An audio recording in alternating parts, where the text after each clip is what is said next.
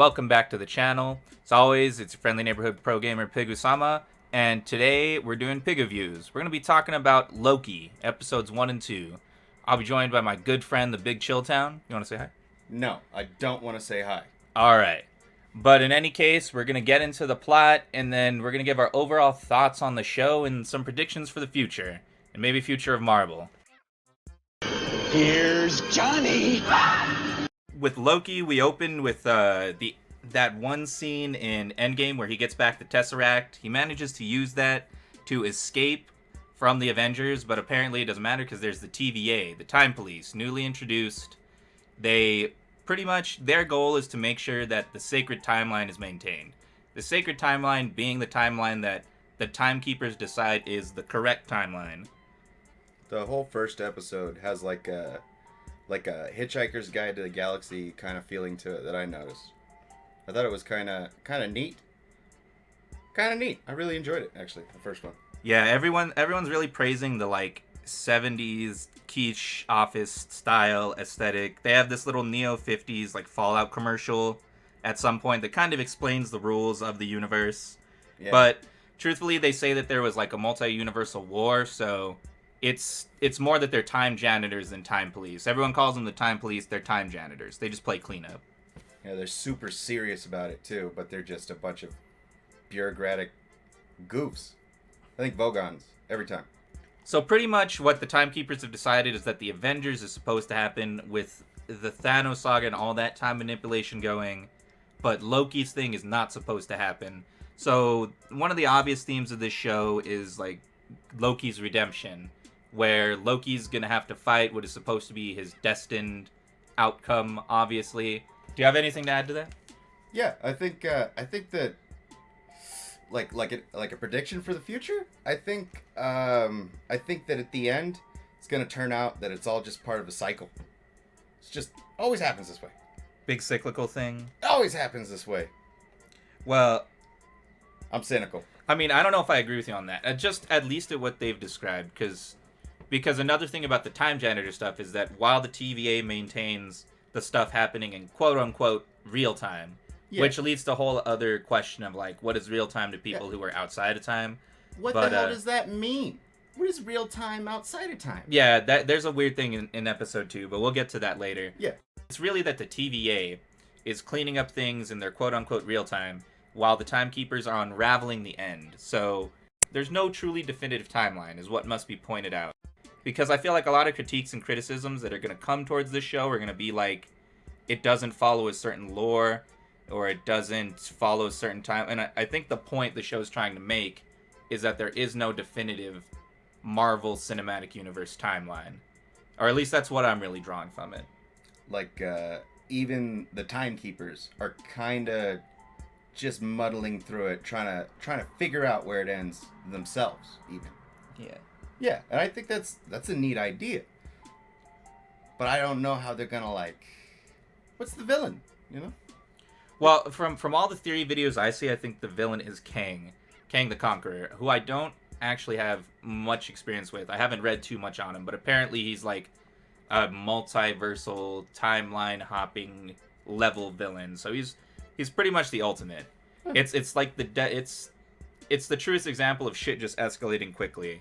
We get Thanos, and then immediately Thanos' stones are just in a desk drawer, and now we have Kang the time-hopping conqueror. So, I'm not so worried about what they're going to do with the next 7 years of Marvel. I'm worried what the hell they're going to do after that if they escalate that fucking quickly. I feel like they've mostly missed their timing with a lot of, like, street-level stories. Yes. I'm glad we had Netflix Daredevil and stuff, because those are some of the best street-level Marvel stories. They weren't even Marvel. They were Netflix. Yeah, I mean, they kind of, it seems to me like each of these series, they were all, except for probably Falcon and the Winter Soldier, they were all just going to be a movie. And then they added stuff, you know? Like, it was going to be a movie, and they're like, we got to have stuff online. The show actually managed to answer a question that I had wondered for a long time, and it was whether the Asgardians were technology or magic based. So I mean, that's kind of cool. They're magic. Magic. So Asgardians fall in the same realm as Doctor Strange and all that. So I think it's just distinctly a magic or technology based universe. I don't think there's a single hero who's just Both. like just I have the energy of the star. There's literally no one like that. Well, I guess Star-Lord. He's the only one who breaks the rule of no science, no magic. But his dad is above that level. Yeah, he's like that. That's what I mean. He's a halfling. Like even of a Captain guy above Marvel. that level, you know? Yeah, no, you're right. Yeah. Even Captain Marvel of this universe, she's made from a stone. Yeah, she's made of a stone, so her powers come from the stone. Yeah. Right? And I guess because of what were they, the Kree or the Skrull, she's like technically technology based. Yeah. Yeah. You know? She's technology based. It's a stone, and they made an engine out of, blew up. Oh, I got the note here. Okay. This is just an aside. So we watched the first episode, and then we rewatched it a week after, and we noticed that there was no English subtitles. Yeah. There was no English fucking subtitles a week after this show had came out. Didn't make sense. But there was Chinese subtitles, and they were the very first ones recommended. Make of that what you will. We all know where Disney rolls, but I felt like it was kind of funny and something to point out. They're just giving up entirely on trying to keep any market here in the U.S. China. Whatever. I don't know. Well, I don't know if China's one of those things. It's like if you look at Bitcoin, you know, you're like, oh, there's like high profit margins, but can you even get into the market in large part? This is a very shoddy metaphor. Yeah. But it's really just like China doesn't want most of what you produce. Like you're kind of banking on a profit margin that you can't even achieve. You can't even get close to doing it. Yeah. To performing. And they won't allow it. They just won't. They'll take too much from it. All right. So at this point, Owen Wilson joins the story. It's called Mobius M. Mobius, the Mobius strain. Best scenes are Mobius and Loki just discussing the like who they are. Those are the best scenes. The two best actors talking back and forth and just crushing the scenery. The note I put for this part is two actors of similar caliber sailing on a wave of mutilation. So pretty much the show itself it's definitely TV level. The writing is here and there, just kind of talking about the difference between nature and destiny and whatever.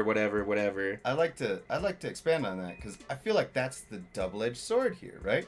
Because they don't have enough time to do that. What with wanting it to be action-y and just throwing some weird action scenes at, like, okay, the action scenes, they depict things that could otherwise not exist because you're in the TVA, and I love that. You take your gimmick and you use your gimmick, because if your gimmick is something you talk about and it never happens, then it's not special. It's literally just a gimmick. But the action is specific to the situation. And it kinda doesn't match with the speech that's specific to the situation.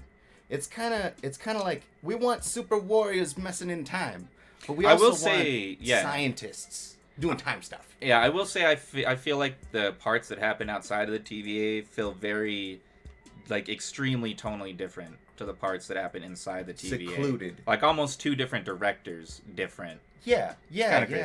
But yeah, let's kind of breeze through. I don't want to waste too much time. Yeah. So Loki kind of states his current idiom, which is that the first lie ever told is freedom. So from there, Mobius starts showing him all the things that he's destined to do in the timeline they've decided, such as accidentally killing his mother. Oof. And they almost confirm the agents of S.H.I.E.L.D. Almost, but not quite. And they have this weird D.B. Cooper thing, this like D.B. Cooper skit. I call it coof filming, and you're going to see a lot of this, where like they want to film some grand funny action scene, but they can only have 3 people on set at any one time. So this D.B. Cooper thing was really weird. It felt like a YouTube skit. It was kind of weird. Yeah, it didn't really fit the show at all. It was basically a commercial that was made before the actual production, and then they found a fun way to put it in. It was fun how it was presented, but it didn't fit tonally with either of the other two things. The action sequences are not fun. They're slick. And the expositional sequences are not fun either. They are kind of mind-blowing every once in a while. And very, very emotional. The weird thing is they do a skit like this in the second episode too, but we'll get to that. Yeah. It's like they have like weird, the mischievous thing Lokis have done throughout history, and they're all kind of cheesy. Yeah. Kind of cheesy. It's cheesy and fun, but it doesn't really fit. That's my only problem. Yeah. It does not fit. So essentially, Mobius tells Loki that he's destined to kill his mother, that he's Avengers fuel, and he finally begins to understand how powerless he is in this situation. But he manages to escape, and that's, like, as we mentioned before, he manages to find Infinity Stones just kind of sitting in a desk drawer of one of the attendants, and he says they use them for paperweights. So at that point, this is kind of maybe 2/3 through the episode, we realize how powerless Loki is in this situation. He realizes how powerless he is in this situation. So he returns to the room and watches the rest of his future and has this weird kind of come to Jesus moment with himself. Yeah, he's like, all of my life has been recorded and it's gonna happen, and these definitely were the things that I would have done. And then he sees finally that it all led him to die and everyone around him to be better, and he's like, that's bullshit. I'm the king. I'm the fucking king. You know? No, not quite. I think it was more for him from the perspective of because he Tom starts acting when he sees that he's actually friends with his brother and that his father accepts him, and that I think it's more that, like, because Loki has this vision of himself as a king, right? But his path to being a king is not a noble one. No, he says he probably dreams that he could be a noble person, but as you stated before, freedom is the first lie. That's the idiom he lives within right now, and that's actually gonna be our story through the show, is him changing his own nature. Yeah, trying to free others of freedom, while he thinks that they point this out. He has a flawed reasoning. He thinks that he's above this failure. Pretty much, you have to look at these shows from the perspective of who are they gonna get to sell tickets for our next movies, and Loki is one of the few characters they have that is still alive that could sell tickets, you know? No, he's dead, but not because they retconned that death. Well, yeah, he's dead. That's the thing about this, too. It kind of opens the Pandora's box of any kind of superhero coming back. This has that kind of negative implication that now that the timelines are accessible, all of the worst versions of any character we've seen from the comics could now exist in the Marvel Universe. So this is a double-edged sword. It is a double-edged sword of a plot. Every good scene, every good moment in this show is a double-edged sword. It literally means, oh, that's cool, but something must be destroyed in the past. Case in point, Doctor Strange foretold that there was one way out of however many million, right? Does that mean that this was something that he foresaw? That they would fail to grab the Tesseract and then have to go and get the blue stone later? And that would have to be part of this? Or does that, what's going on here? Doctor Strange is the mage, okay? Doctor Strange is the Sorcerer Supreme. He doesn't have to explain shit. I know, but to us, we should at least be able to... Nah, I don't know. Alright, well, let's end this episode. Okay. So Loki explains his motive, that power is a desperate illusion inspired by the weak to maintain control. It, borders on that sympathy for the devil cinema shit I've been talking about, but the way they've contextualized it actually made it somewhat acceptable. He's out of time. It's a more early version of Loki who has not committed most of his evils yet. He's still kind of a naive, mischievous Loki. So he has a chance.